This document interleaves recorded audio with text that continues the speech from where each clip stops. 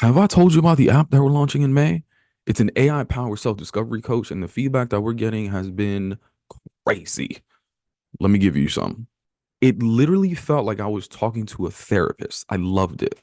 Someone even shared an example of how they used it. So I told the app I don't like confrontation, and that's why I often don't know how to talk to others about how I feel because I don't like arguing. I loved how it literally walked me through how I can start a conversation without feeling like it was going to be a confrontation.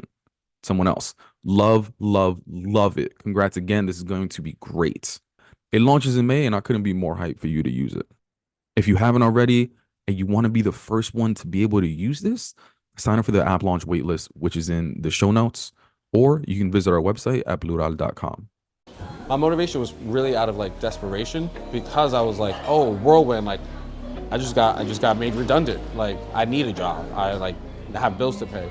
So my motivation was very much external at that time, and I got the job, and I'm very thankful, very happy, very blessed to be in the organization that I'm in, doing the work that I'm doing. But I imagine how much more impactful my interviews could have been if I had more intrinsic motivation. Um, and I think celebrating those small wins is like the manifestation of really working on having that intrinsic motivation. All right, so the word authenticity, right? When you hear it, what does it mean to you? Oh, damn, you just jumped right into it. Yeah. Authenticity to me, I knew I was going to be asked this question, so I've been doing a lot of thinking on it. Apparently not. I think authenticity to me really means that you are like, you're living your values. When somebody is fully authentic to me, you are the personification of your values. What are the values that come to mind? For me personally, community, so my actual family, my chosen family, and like my professional community as well. My chosen family. What do you mean? Very close friends, friends I've been Gotcha. close to. I My like that. wife. I like that. My chosen family. Yeah. Yeah, like you didn't get to choose your real family. Yeah, even though, shout out to Real Family, I love y'all. But yeah, like I really think I've been blessed in that I have a really great, tight-knit, supportive group around me. And like that entire circle of like family, chosen family, and professional community. Um, so yeah, those are some of the values that come to mind. Purpose as well. It's interesting for me. I think this idea of values is also dynamic. They change as I better understand myself, and as I better understand the world around me.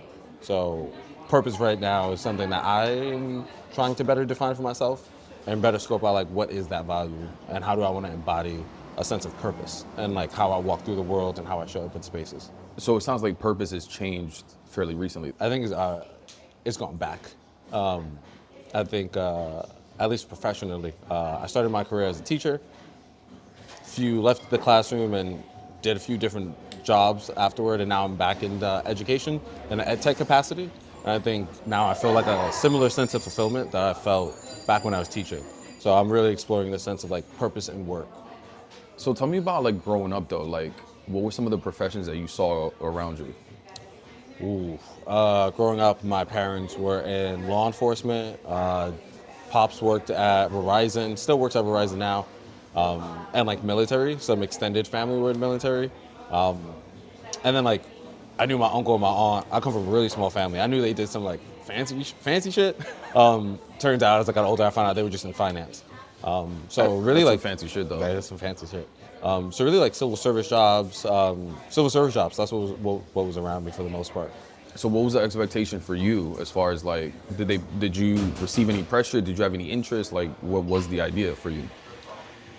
So I think when I was a kid, I was like, oh, I was gonna be a cop. You know, mom was corrections, dad was corrections. Dad was also did a brief stint as a cop. I was like, oh, I'll just be a cop. Um, and yeah, my parents really pushed. They're like, you know, when you turn 18, you'll take civil service exams. You'll be able to get a pension. You'll be good. You'll be able to retire by 50. You put in your time, you get these great benefits. And then I think when I graduated high school, I was like, I don't really know what I want to do. And they were like, so you finna become a cop or go to college, but you're not about to sit in here doing nothing. So I just went to college instead. I went to BMCC. So the idea of being a cop wasn't exciting? No, I think That's terrifying to me. I think I'm a bitch though.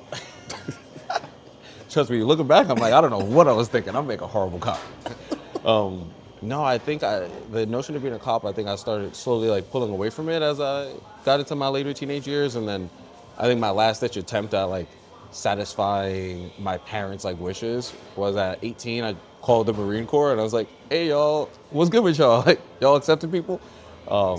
And I went through the whole kind of like phone interview, and the last question was, "Do you have tattoos?" And I have a sleeve, and I had a sleeve at the time, and I was like, "Yeah," and they were like, "Cool, you can't join." Wow. And I think that was officially what killed it for me. I was like, you know what? I'm an inside kind of guy. You know, I don't think I need to be outside. That's a really interesting example though, like of someone early on saying like essentially you can't do this job because of how you look though. Like I didn't even know that was like a thing for the Marines.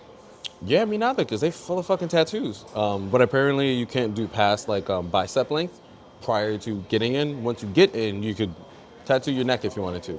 I also thought it was odd. I was like, I'm telling you I'm willing to die for the country, and I'm not Right. valid. I'm willing to die for the country, but you can if you're tatted. Yeah. That's interesting.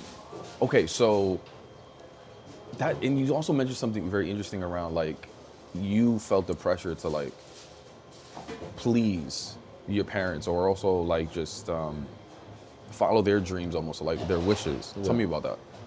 Yeah, I think it was maybe a little less pressure and more so like I didn't even really know. Like I'm not gonna say no better because not that those career paths are bad career paths by any means, but I didn't know anything different. Like I saw that this was how they pulled themselves up from the bootstrap, so to speak. This is how they like provided for us. I didn't really know anybody in like these more traditional career paths where you think of like being a lawyer, being a doctor, and then just like the just full range of jobs that like straight up just exist and it being in New York City. So it was all I knew, and I guess like that was where I naturally deferred to. But my parents were really great. I think I like fostering like that exploration once I like put my foot forward and being like, oh yeah, you could do this, you could do that. If you want to move across the country, we support you. They have no bread for me to move across the country, but it was like you could do it if you want to. Yeah. Yeah. So what happened when you went to college? What did you find out about yourself? Oh, I found out I hated it the first 3 years. At BMCC, I was not showing up to class appropriately. I took an extra year to graduate. Okay. I didn't really take it seriously. I was working in contemporary retail at the time. Okay. So I was like, I could sell fancy clothes to rich people and make a good living. Like, this is very chill. So yeah, I didn't really find out much there except for I'm good here and calculus is not for me. And then once I finished BMCC, I remember being like, I'm done. And I remember my mom, which just like mom always does, she sat me down and she's like, well, you're already halfway done. Why not just finish and get the 4-year degree like your sister did? And I was like, you got it right. Why not? So I went to City College, and there, because I took so many classes at BMCC, I majored in English with a focus in creative writing, and every class was like English, like literature, creative writing, or like film and acting. So like very much aligned to like the things that I'm interested in. And I had this like complete newfound just like interest in my own education because everything was fascinating to me. And I really think like that was what flipped the switch. I think in BMCC I was like, I don't care about biology or like physics or like I'm taking French. I've took French like 4 times and I still only know how to say 5 words. Like I'm not present in these courses. Like I don't care about these courses. Like I don't need to know math outside of like what I know. Like I know I'm not going to be I'm not going to do a job that requires math, and I know how to make a budget. I'm good. Unless y'all teaching me how to do my taxes, which I would have appreciated, then I'm good here. So I think that's really what flipped the switch, City College. But so you start having interest in some like academic courses, but like, did that also trigger some sort of idea of like what you wanted to do in your career? Oh, absolutely not. At that point, I was showing up to class appropriately. What does inappropriately mean? Like, how would you showing up lit to class? Yeah, a little bit. Yeah, you know, a little za. Not my best moments. BMCC was not my best. I didn't put my best foot forward there. Is it fair to say you wasn't the only one? Oh, absolutely. Definitely not BMCC. I would say I was in the majority. But if anything, you was the most tame one in there. Yeah, I was calm. I was just get my little corner in psychology 101, take a little nap, professor would look at me when we'll lock eyes when I wake up. She'll be like, I'm sorry, man. Like, it's a long day. I just came off a 6-hour shift. Okay, so what did you start getting some sort of like inclination of like maybe this is kind of what I want to do career wise? It was sudden. It wasn't like this thing that like, it wasn't like the seed that was watered throughout my education. Yeah. I really was I was about to graduate and I was looking at jobs and I was like, oh, maybe I'll be an editor or like a writer, like super on the bottom of the ladder, obviously. Right, because you were liking your English courses and writing and being creative. Okay. And I saw they were paying people $35K and I was like, y'all crazy. I'll make more money than that now and I'm still struggling. That's crazy. Doing retail. Absolutely, yeah. Retail is hidden gem. If you can get in, especially at the contemporary level, like there's good money to be made there. But yeah, I was like, why would I? This is the math is math for me. Like, what am I gonna do here? So I was sitting on the train going home, and I saw like an advertisement for New York City teaching fellows, and I was like, I worked with kids before. I could definitely do that. And I remember talking to one of my boys and circling back to like my community, my found family being so supportive. I was like, oh, we just cut it up, smoked some hookah, chilling. I was like, oh yeah, I saw this thing. I might apply for it. I don't know. And he was like, bro, you should. And he like really encouraged me. He was like, you really should do it. He was like, you did the 4 years of college. Like, might as well put it to use. So I did it. I got in, and he was like, he helped me prep for the interview and everything. So shout outs to P. He was very supportive throughout that process, and yeah, it was really like a on the whim kind of thing, not like a fully fledged thought or plan. And potentially the pay for that was better than the other jobs that you were looking at. Better than the other jobs I was looking at, not better than retail. So still. Yeah. So even with that though, why did you still was like, because at first the money was sort of like the motivator. Yeah. But now you were like, it's still not as much, but this is interesting. I think there was this sense, which now with like more time and clarity and life experience, I don't subscribe to what I'm about to say, but I think there was this sense that you're like, oh, you about to say something problematic. Turn the camera off. I think there was this sense that this wasn't a grown-up job. This wasn't a career. Like selling clothes, working in a store is not something that you do long-term. It's something short-term. Gotcha. And I think there was, and like that's the belief I don't subscribe to. I do believe that you can have a full career doing that work. In addition to that, I think there was some type of shame I held on being like, damn, I did all this work, 5 years of college, and like, what am I doing? The same thing I've been doing. Like, imagine if I just like put all my energy in that. I could be making more money. I could have been like further in my career. So I think there was this shame associated with like not doing something with my degree. It's almost like this is a more prestigious, respectable title that I would have gotten. Like, hey, because all right, let's say you're at like a networking event, you're at a baby shower, whatever. Yo, what do you do? I'm a teacher. That kind of thing. It's kind of like what your parents tell you. It's kind of like go after these sort of jobs for these titles because they're quote unquote respectable. Exactly. Yeah. Interesting. And I'm sure that there was some influence there, subconsciously, from what my parents were saying. Yeah. Just like, you hear that so often, like, oh, you go for those respectable jobs, you go for the ones with the pension, you go for these safe jobs. Right. So I'm sure that influenced that decision in the moment in some capacity. Did you have any expectations going into your teaching job around like what it would be like?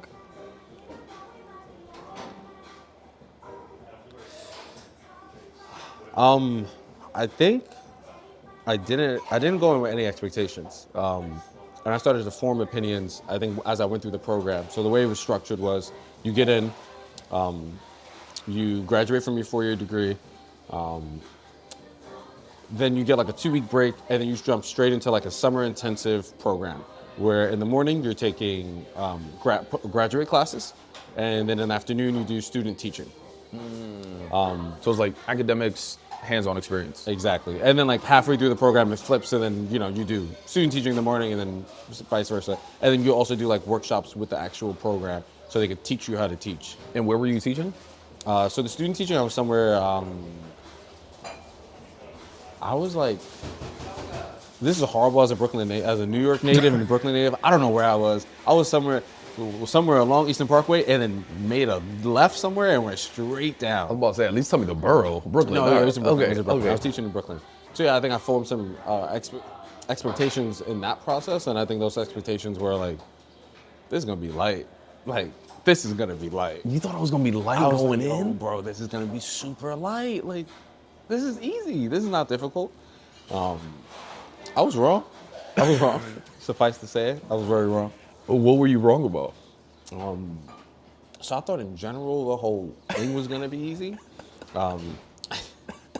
You looking at me like I'm a fool. You're like, That was "Why would you think crazy. That was wild. I think the first few months, kind of like earning the like respect and camaraderie and trust of my students was definitely like difficult.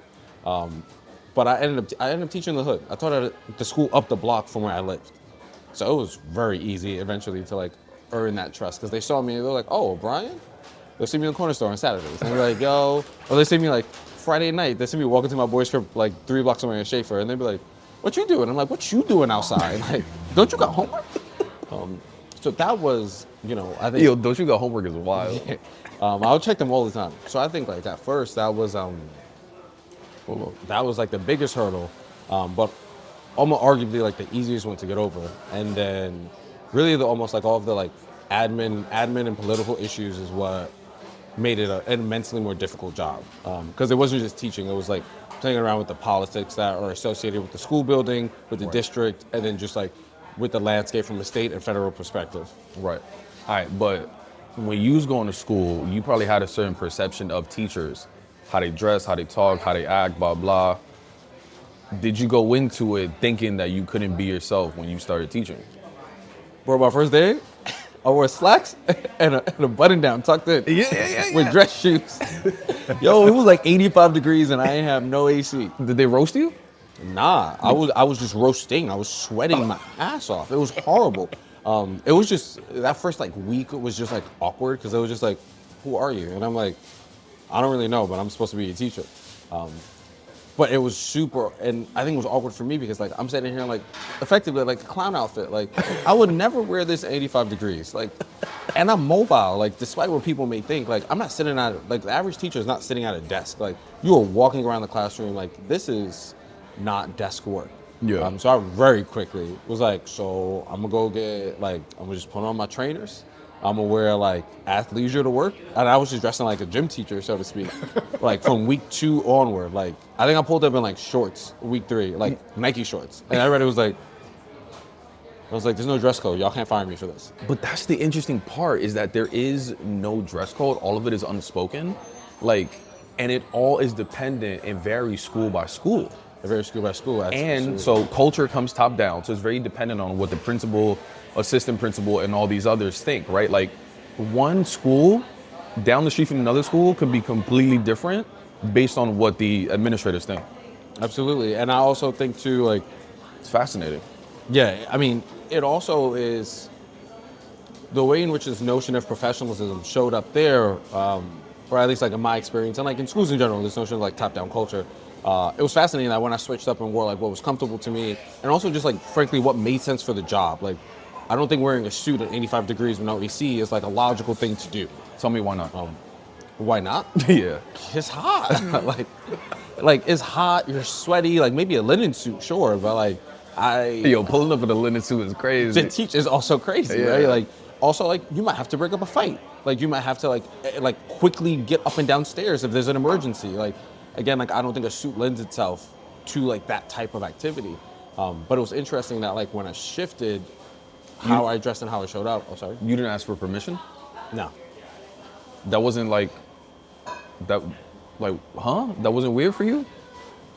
Like, you just Nah. did it one day? I just did it one day. I've really felt like I'm actually, I don't know. Again, maybe this goes back to my parents. I was like, I got a union. Like, I have a union and a contract, and in that contract, it doesn't say anything like I cannot be reprimanded for what I wear to work as long as it's not inappropriate.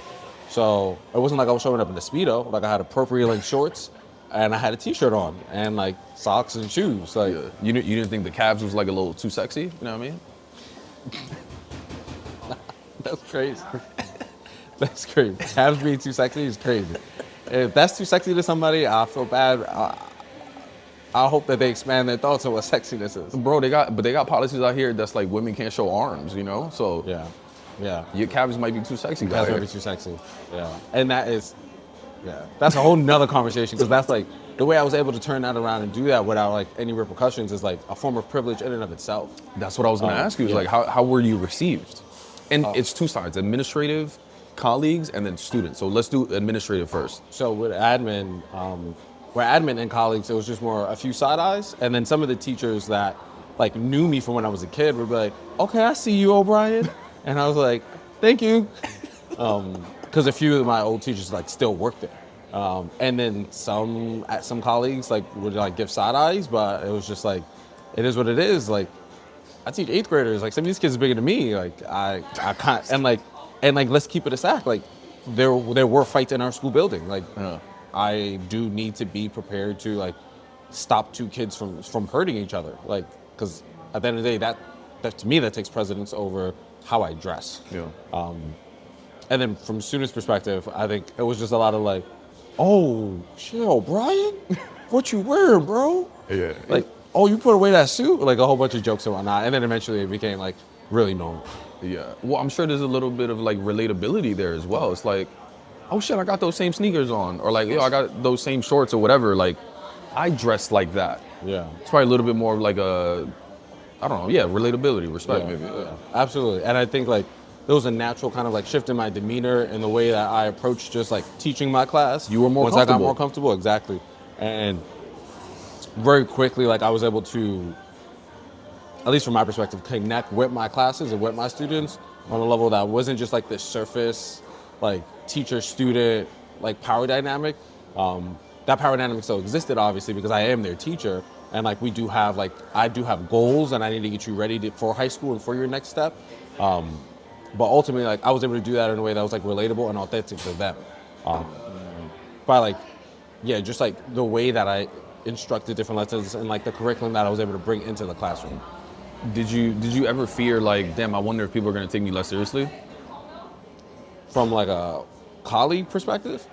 Yeah. Or like, nah, no. I think teaching can be so isolated that, you know, I spent the majority of every day with like just me and my students. Like I didn't have any co-teachers, it was just me and them.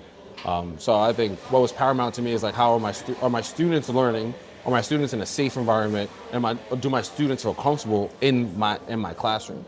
And hopefully that extends outside to the building in general. Yeah. So I truthfully could care less about what like a colleague that sees me in passing every morning that says good morning to me, and that's the extent of our interaction, thought about me, because it's like I actually care about this kid who sees me every day for like an hour a day, like way more than like this like 20-second pleasantry we exchange. How much of that changed when you went into corporate and tech? How much of like how I showed up in space has changed? Your confidence of not giving a fuck. I think I got really lucky. I think my first role in tech was it was at a social impact-based startup, and it prided itself in this notion of authenticity and showing up as your authentic self at work. And I was like an early employee, so not much. I was like, again, like really privileged to help like almost set the tone for like that culture of like you can like how you show up is really like not relevant to like the work that we get done. Like we just got work to get done, so show up however you want is the work getting done. But when you sort of transitioned, did you put any sort of like self-pressure on like, for example, like when I started a job, typically back in the day, I was like, I'm not gonna show myself until I get like one performance review in. Because then I'm like, I can show that I do the job well. I got it in the records. Now I'm gonna start like doing that. Like, did you revert back to that or like at first, or did you just go into it as yourself? I think I went into it as myself, and I think as the company scaled a bit, I started to revert back. I think there was this sense of, to be really frank, like as we scaled, the receipts weren't matching up, the numbers weren't matching up. So this notion of showing up as your authentic self was really prevalent and present when we were like a smaller team where it was like 4 of us, 5 of us. As we scaled, I recognized just like different trends in like who's being promoted, whose ideas are being validated, and whose like culture and authentic selves are almost like more permissible than others. And I noticed that trend happened to be like towards whiteness. And I was like, oh, I don't really know if I'm as good as I thought I was here. And I think, yeah, like, and yeah, So in some ways, you started to doubt yourself and your abilities. absolutely, absolutely. I think maybe not so much my abilities, but like I started to doubt my ability to show up and be myself and talk how I want to talk within reason and within respect to everybody in the room. And just started to really doubt like my value within the organization. And then like existentially doubt my value like in work and like what am I doing here? Because it felt like me showing up as myself was detrimental to my growth. And the more I showed up akin to like whiteness or like that white culture would have been better for me. Give me an example. I think an example of that is definitely earlier in my career. Small like kind of euphemisms like yo, or like what people call like, well, not what people call it, excuse me, what is AAVE and what people call like Gen Z lingo, which is mostly derived from like AAVE and queer vocabulary. We've been saying it way longer than this younger generation. We just never got the credit for it. But saying like things like yo, dead ass, or like damn, yo, it's brick outside. Like I would say those things and just almost like not get a reaction, or people like get the eyes and people like, I'm like, oh, maybe I'm not good to say that. So all of a sudden it's like, oh wow, Sarah, it's really cold outside today, isn't it?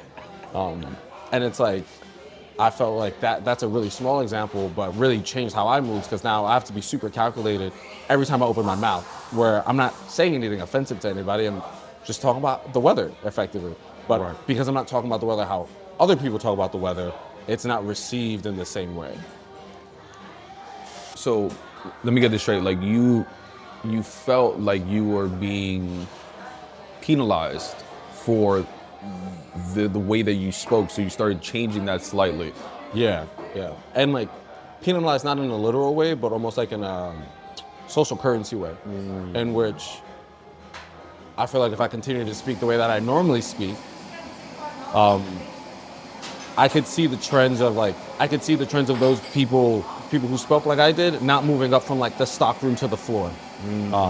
For example, in retail, where I'm like, oh, okay, so I'm noticing how you move. Like you move a certain type of person up to the sales floor from the stock room. You already have to like really prove yourself in that example, because you have to prove that you can like talk to people because you don't have that previous experience. Yeah. But there's this notion that this is how you're going to talk to customers.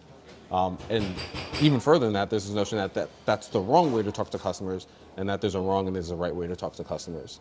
And there's like was right that language. Was that only an unspoken notion, or was that something that was said to you? Unspoken for sure. Never explicitly said. How did that change that you started experiencing make you feel? I mean, thinking through like early in my career, it's hard to really access how I felt then. I think, knowing myself, I think initially I probably didn't really put that much stock into it. I was just like, oh, this is just what you got to do, right? Like I was like, I'm trying to go upstairs and make commission, so like if I gotta talk like this and not say dead ass and brick, then I'm not gonna say it. Like that 3% commission sound real nice. Facts. That's a lot more money a month. We all do that. Yeah. Like I was just like, let me adapt. Yeah. So I don't know if I put that much stock into it early in my career, because I think it was just like survivability. Like I just want some bread. I want to get the next step. And I think more recently in my career, I think I'm a bit less. I compromise a bit less on that front. And I think it's important for people to kind of like accept like that part of me, because there's nothing wrong with that part of me. Like when people are like, oh, yo, what's good with everybody? How y'all doing? Like me, like when people like talking about the things they talk about, and I'm like, did y'all hear about the Drake Kendrick beef? Like I am going to talk about that. Like I'm not gonna like shy away from talking about things that like interest me, because I feel like they may not be well received. But when did that shift happen for you? Yeah. When you went from like, oh, this is just what I gotta do, to like, I don't know, like was it a moment where you're just like, this is exhausting? Like what was that like? I'm gonna just do what I gotta do to, no, this is really important to me. Yeah. I think it's interesting. I think the notion of it being important to me is like more recent. as try to be more intentional about how I move through spaces and show up in spaces. And I think the shift really came when I started to feel like I had the right receipts, where I was like, my work speaks so much for itself that I don't need to be validated in other ways. Like, there's no way for you to really come at me for how I speak, because the results I produce are so immense, right? Like, I'm such a value add to this team that, yeah, I'm gonna show up and say, yo, dead ass. I get busy when I get here. I get busy, and like my work speaks for itself. So I think that gave me the confidence to kind of just lean more into this notion of showing up as myself.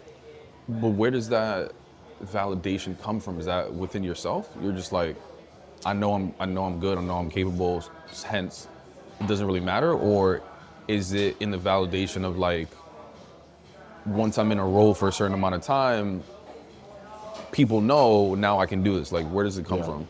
I think it's in general come over like the length of time of my career. So I think it's been like a gradual slow burn. So like, I think at previous roles, different factors have affected it, such as like, okay, I've been, just like you said, I've been here for a certain amount of time. I got a good review, I'm solid. Or for example, like when I was teaching, I'm like, okay, I've won and earned the trust of my students. I'm solid. Nobody can tell me anything now. Like that was what was important to me. At previous roles, that first like review, it was like, yo, you're crushing it, is important to me. And I think like all of those small wins over time built up enough that like I now feel enough when I apply for roles and like when I show up to spaces. I mean, like even for this, my latest role, when I applied and went through the interview process, like I had so much self-doubt. I'm like, You had self-doubt? immense amounts. I mean, dude, like half the team went to MIT, elite colleges. I'm like, what the? I'm like, I went to city college. Like, y'all are in different like level academically from me.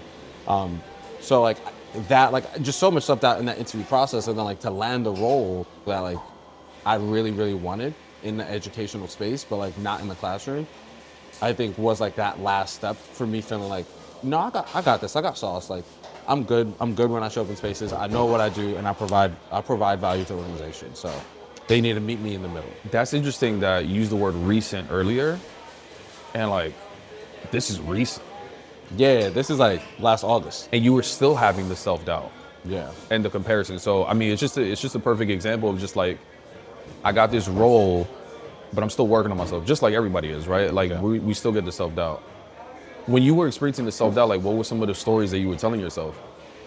It was just like, they're gonna see where I went to school and they're just gonna like disqualify me or something? Like, what did you think? I think there was this notion, I think one story was like this notion of like that disparity in like the disparity between our colleges from like a public perception and like, one could argue maybe like a quality of education. Like they're not gonna value my education in the same way that they value their education.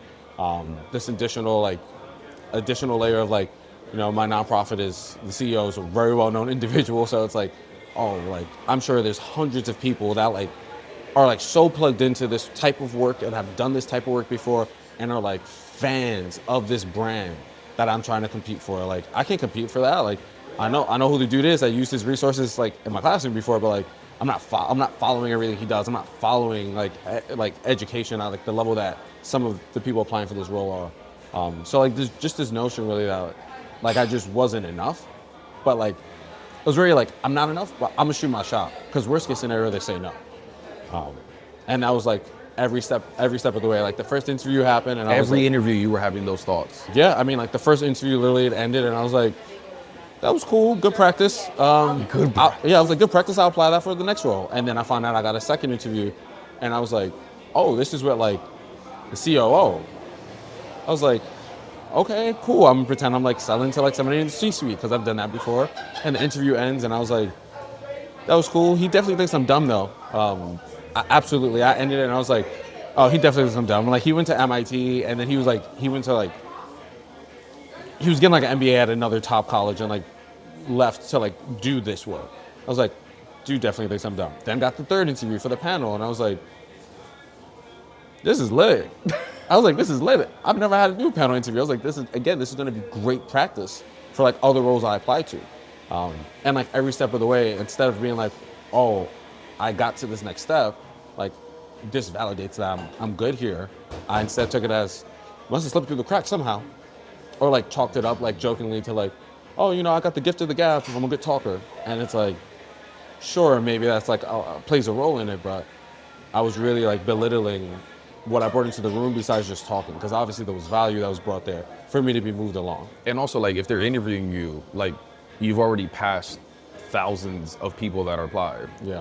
Like, they're interviewing you, not, like, they're not wasting their time. Like, they're interviewing you because they want you. You know what I mean? Yeah. That's so interesting. Like, yo, we talking about practice. Yeah.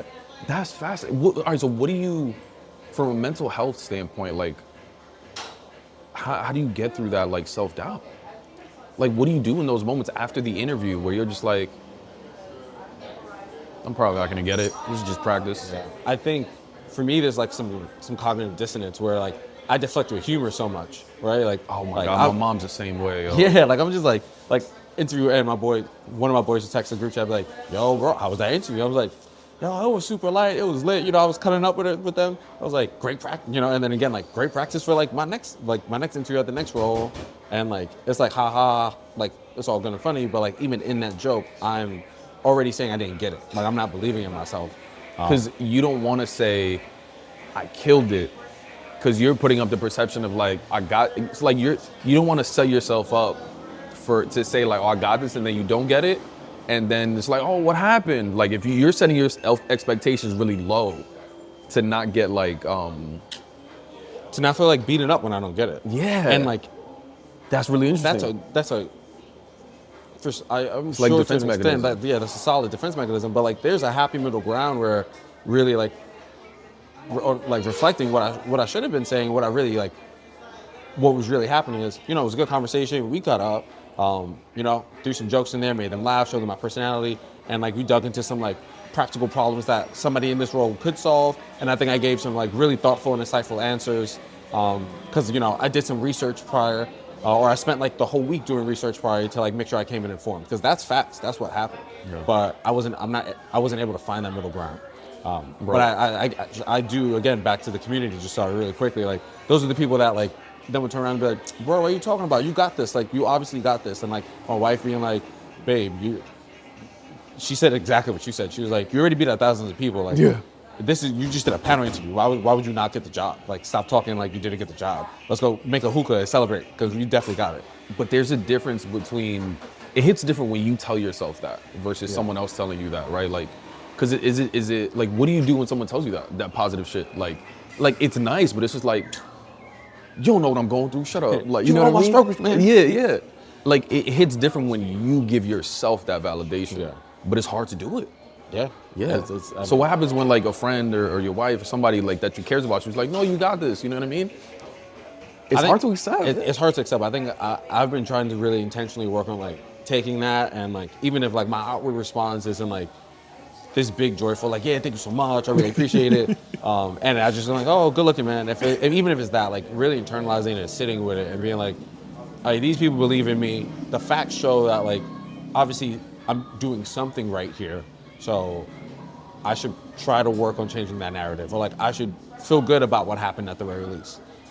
And being intentional about like, let me feel good about this, and let me like show that gratitude to myself. Whether that means like tonight I'm gonna like watch one of my favorite movies, or like tomorrow I'm gonna go on like a nice long walk, or like Friday I'm gonna get ratchet. Like let me like really indulge and show myself like that self-love and gratitude.